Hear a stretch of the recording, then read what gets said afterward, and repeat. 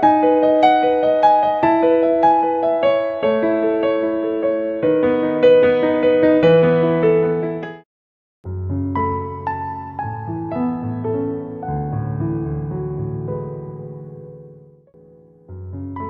आवश्यक सूचना। इस कार्यक्रम में भगवत गीता को क्रमबद्ध रूप में समझाया जा रहा है। पहले बेसिक कोर्स, तत्पश्चात भगवत गीता के श्लोकों पर चर्चा की जाएगी। यदि आप इस कार्यक्रम को प्रथम एपिसोड से नहीं देख रहे हैं तो हमारा यह गंभीर सुझाव है कि आप पिछले एपिसोड्स को अवश्य देखें, जिससे आप इस ज्ञान को सही तरह से समझ सकें और जीवन में लगा सकें। एपिसोड्स के DVD एवं MP3 सेट्स प्राप्त करने हेतु आप हमें 092-1053-1053 पर कॉल कर सकते हैं या givegita@gmail.com पर ईमेल कर सकते हैं। पहले 10 एपिसोड्स आप हमारे YouTube चैनल पर स्क्रीन पर दिखाए गए URL www.bit.ly/give सब पर जाकर देख सकते हैं। श्री वृंदावन चंद्र दास जी का परिचय। आप श्रील प्रभुपाद जी के शिष्य हैं और गिव के संस्थापक एवं शिक्षा गुरु हैं। आप 5 सितारा होटल के जनरल मैनेजर रह चुके हैं। पिछले 33 वर्षों से देश विदेश में भगवत गीता का प्रचार प्रसार कर रहे हैं। जय गौर हरि। हम आप सबका गौरांग इंस्टीट्यूट फॉर वैदिक एजुकेशन गिव की ओर से इस सत्र में स्वागत करते हैं और हम सब मिलकर श्री राधा कृष्ण, श्री गौर निताई, श्रील प्रभुपाद एवं समस्त भक्तवृंद के चरण कमलों में प्रार्थना करें कि हम इन सत्रों से लाभ उठा सकें। नमो विष्णुपादाय कृष्ण पृष्ठाय भूतले श्रीमते भक्ति वेदांत स्वामिन्निति नामिने। नमस्ते सारस्वते देवे गौरवाणी प्रचारिणे निर्विशेष शून्यवादी पाश्चात देश तारिणे। जय श्री कृष्ण चैतन्य प्रभु नित्यानंदा श्री अद्वैत गदाधर श्रीवासादि गौर भक्त वृंदा। अब कृपा करके सब अपने हाथ उठा लीजिएगा शरणागत भाव से और मेरे साथ साथ ये हरे कृष्ण महामंत्र बोलिएगा। हरे कृष्ण कृष्ण कृष्ण हरे हरे, हरे राम राम राम हरे हरे। एक और शब्द का आपने इस्तेमाल किया, सत्य ज्ञान। ये ज्ञान क्या है? सत्य का ज्ञान है। एक और धारणा, भारतवर्ष में धारणाओं की तो कमी नहीं और गड़बड़ धारणाओं की। सही धारणा हो तो बहुत अच्छा है। क्या बोलते हैं? सत्य कड़वा होता है। कमाल। इसलिए सब कहते हैं कि झूठ बोल।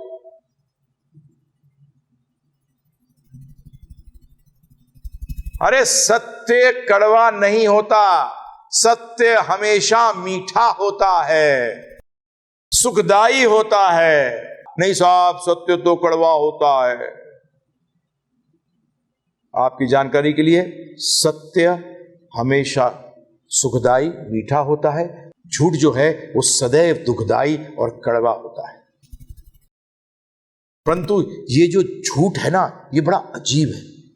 ये शुरू में सुखदाई लगता है परंतु अंततः दुखदाई बनता है। और जबकि सुख जो ये झूठ है, ये शुरू में क्या लगता है? जो सत्य है, जो सत्य है ना, ये शुरू में कड़वा लगता है परंतु होता नहीं। ध्यान रखिएगा, आपको कड़वा लगना और सत्य का कड़वा होना ये दो अलग चीजें हैं। सत्य कड़वा कभी नहीं होता, सत्य हमेशा मीठा होता है, आपको कड़वा लगता है। तो आप पूछोगे ऐसे कैसे? तो एक बीमार व्यक्ति को अगर बहुत स्वादिष्ट व्यंजन रखे जाएं, जो 1 महीने से व्यक्ति बीमार है, बुखार है उसको, उसके मुंह का सारा स्वाद खराब हुआ है, उसको आप वो स्वादिष्ट व्यंजन देते हो तो वो पाता है।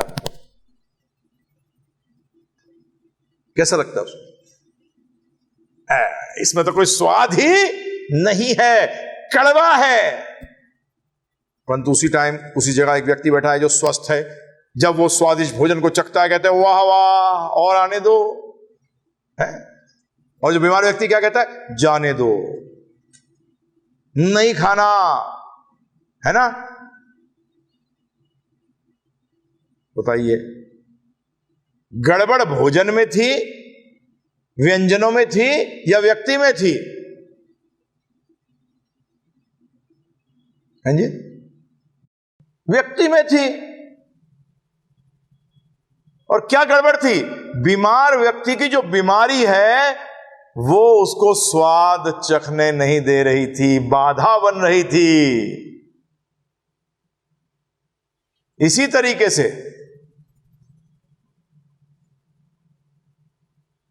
आपकी जो अज्ञानता है ना,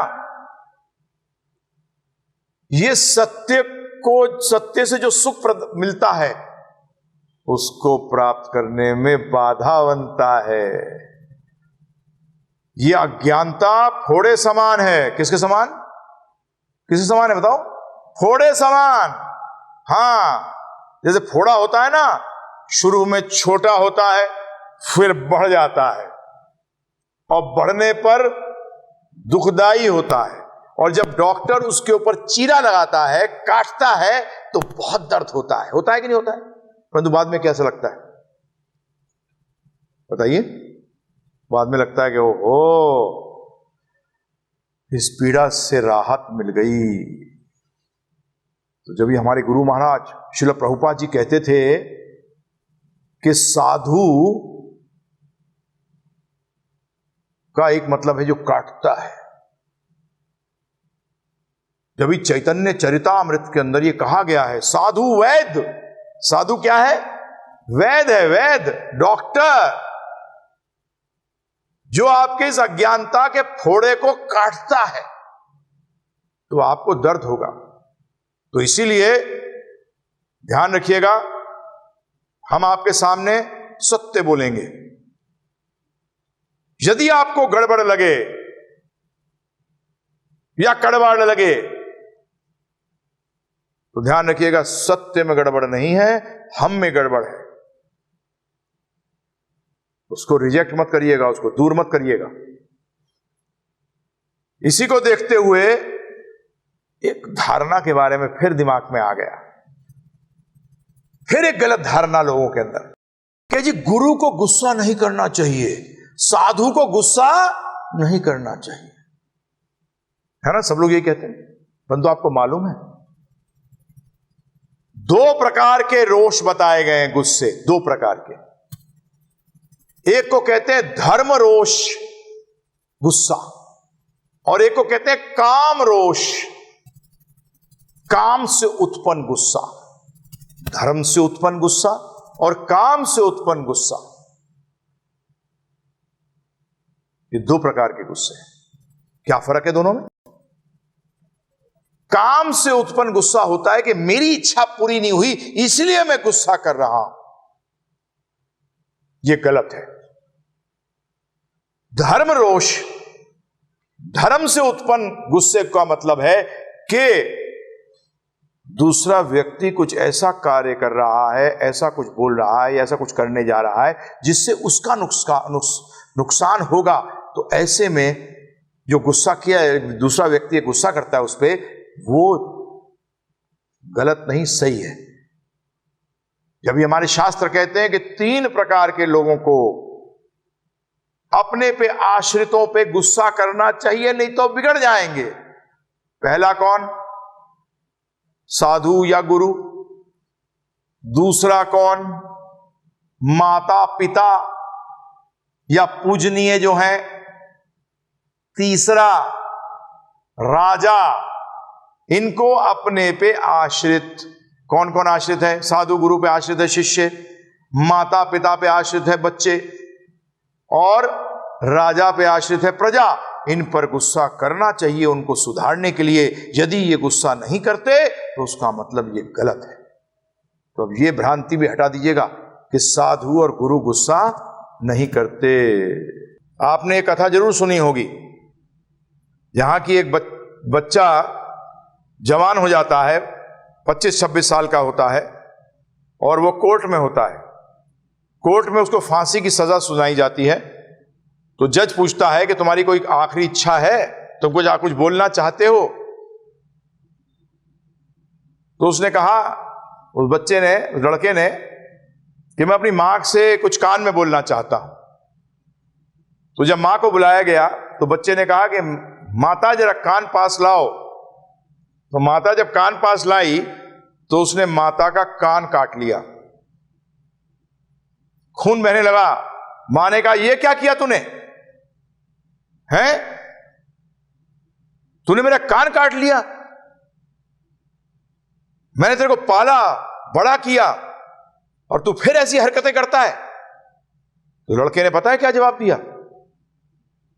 मैंने कहा, मां, जब मैंने पहले छोटी चोरी करी थी ना, अगर तूने उस टाइम मुझे रोक दिया होता तो आज तेरे कारण ही मैं जो आज इस कटघरे में खड़ा हूं और मुझे फांसी की सजा सुनाई गई है, वो इसलिए सुनाई गई है कि आपने पहली बार मुझे, जब मैंने चोरी करी थी, आपने मुझे डांटा नहीं। अगर उस टाइम डांट दिया तो, आप फटकार दिया होता, तो आज मैं इस कटहरे पे खड़ा नहीं होता। तो ये धारणा निकाल दीजिए दिमाग से, एकदम गलत धारणा है। आप तो ऐसा बोलते हो कि साधु को कुछ बोलना ही नहीं चाहिए, चुप रहना चाहिए। हां, बच्चे भी जो उद्यमी होते हैं, जो गलत कार्य करते हैं, वो चाहते हैं उनके माता पिता कुछ नहीं बोलें, वो जो चाहे उनको करने दें। ये गलत है, बिल्कुल गलत है। नागरिक जो चोरी करते हैं, गलत काम करते हैं, वो चाहते हैं कि सरकार जो है उन पे कोई नियम लागू ना करे, उनको फटकारे ना। तो सुधरने के लिए डांट फटकार जरूरी है।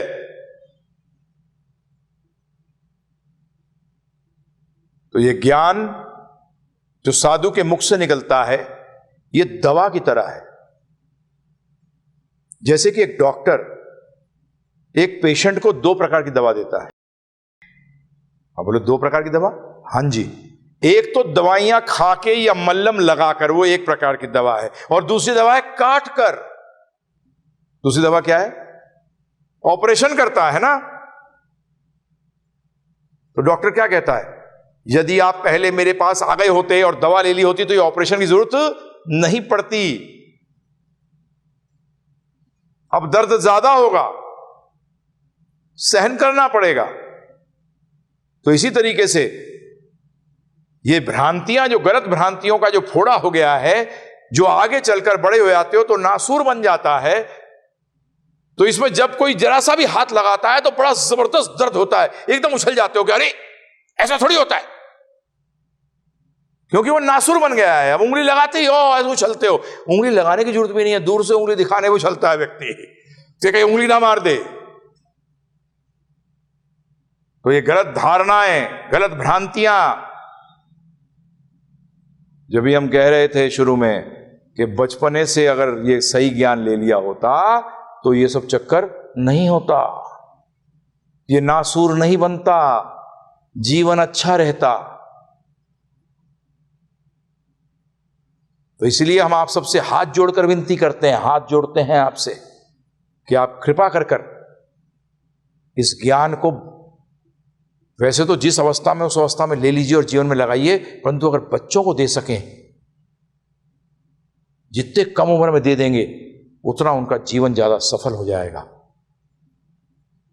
अब आगे चर्चा करते हैं कि आप सब श्रोता हैं। हां जी, श्रोता किसको कहते हैं? जो सुनता है वो श्रोता कहलाता है। अब आप जानते हैं कि श्रोता भी 3 प्रकार के होते हैं। कितने प्रकार के? 3 प्रकार के। आप 3 प्रकार से सुनते हैं। 3 श्रेणियों में आपको विभाजित किया गया है। पहली श्रेणी को कहा जाता है कि आप उसको कैसे सुन रहे हो? सूचना के रूप में। किसके रूप में? सूचना। क्या है? सूचना।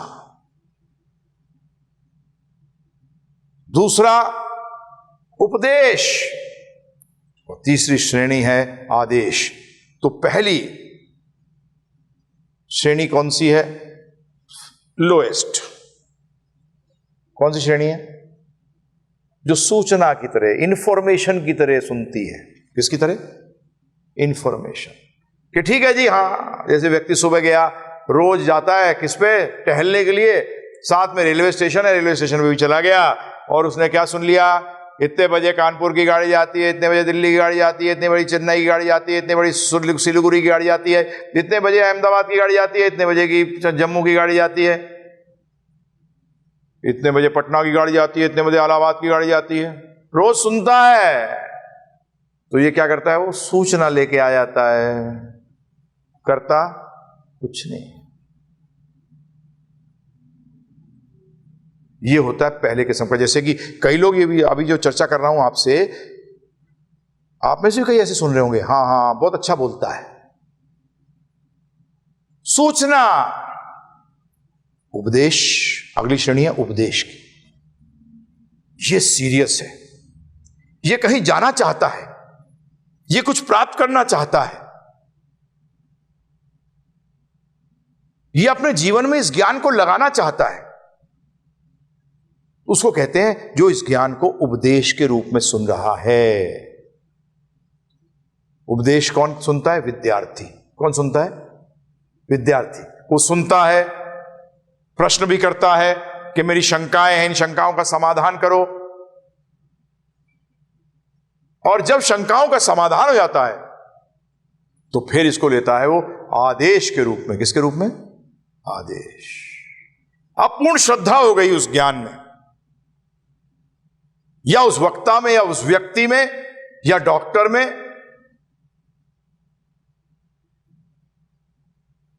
फिर वो वही करता है जो वो कहता है। जैसे अपना घर बनाने जा रहे हो आप, तो इंजीनियर ने कहा इतना लोहा लगेगा, यदि आपकी श्रद्धा है उसमें पूर्ण, तो आप उसको आदेश के रूप में लोगे। अगर श्रद्धा नहीं है तो किसके रूप में लोगे? उपदेश के रूप में। तो उससे प्रश्न करोगे कि इतना लोहा यहां क्यों, इधर क्यों, ऐसा क्यों। जब वो समझा देता है फिर बोलते हो ठीक है, अब आप जो भी बोलोगे वही करेंगे। सही बात है, गलत बात है? ऐसे ही करते हो।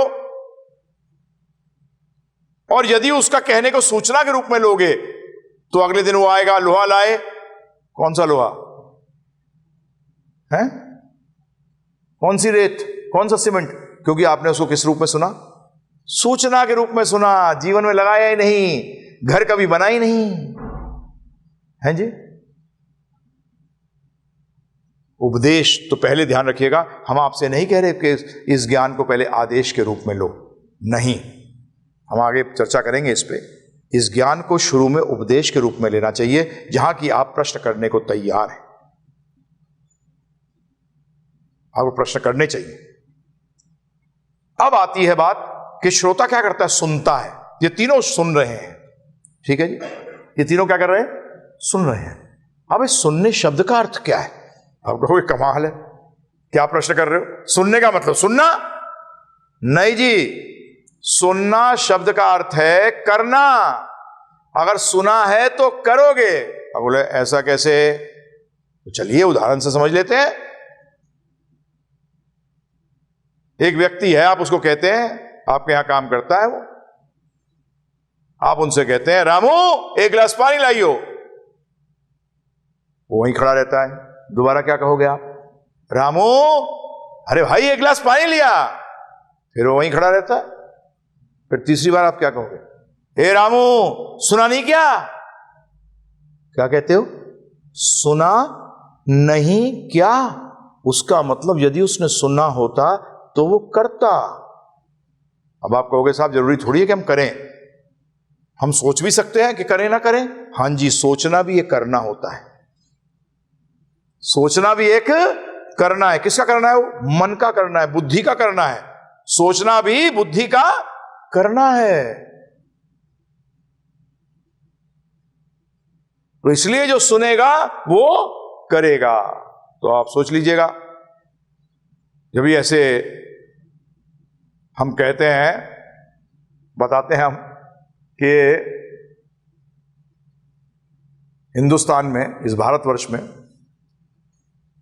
बहुत लोग आते हैं हमारे पास और बोलते हैं अरे जी हमने तो हजारों सत्संग सुने।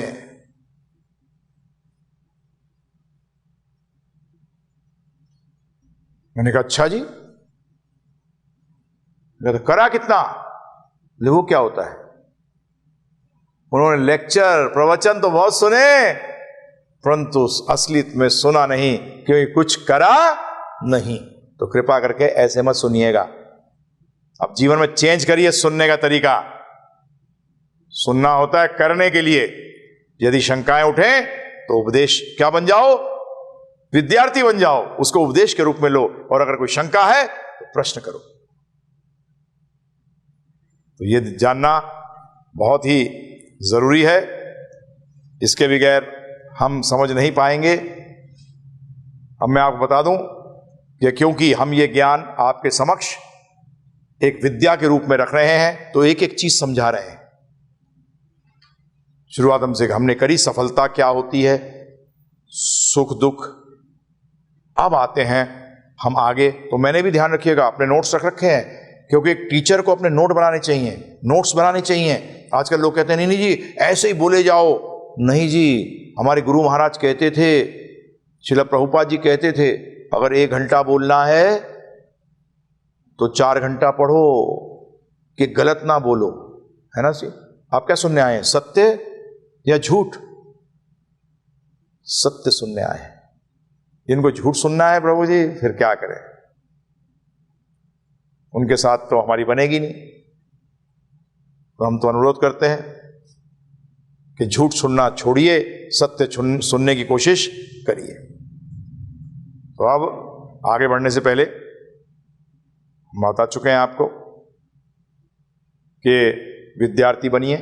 विद्यार्थी ज्ञान को क्रमबद्ध रूप से लेता है, क्रमबद्ध रूप से लेंगे तभी यह ज्ञान उपयोगी होगा।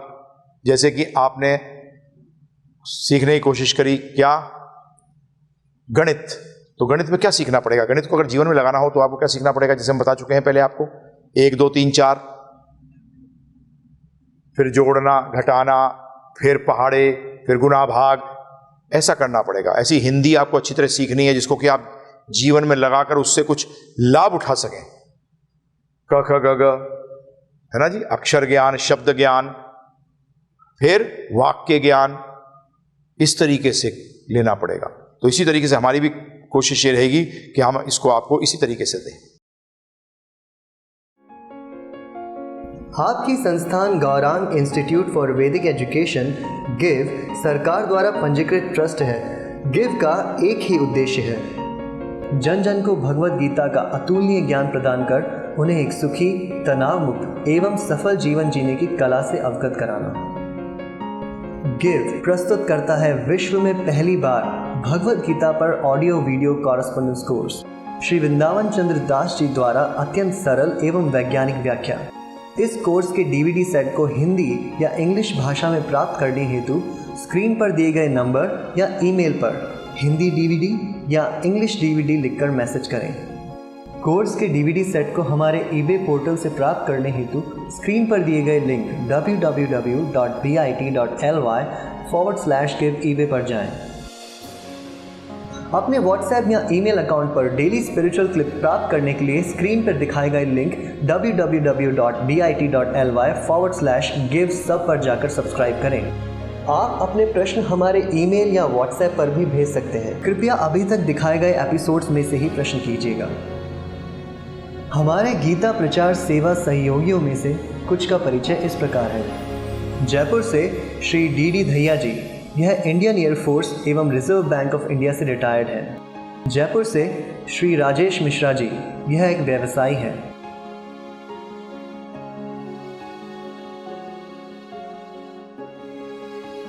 आप भी इसी प्रकार भगवत गीता की विद्या को जन जन तक पहुंचाने हेतु सहयोग कर सकते हैं। शास्त्रों के अनुसार आध्यात्मिक विद्या के लिए दिया गया दान ही महादान है। यदि आप विद्या दान करना चाहते हैं तो हमारी अकाउंट डिटेल्स स्क्रीन पर दी गई है। दान राशि पर 80G अधिनियम के अंतर्गत इनकम टैक्स में छूट उपलब्ध है। सहयोगी बनने हेतु हमसे संपर्क करें। धन्यवाद। जय गौर हरि।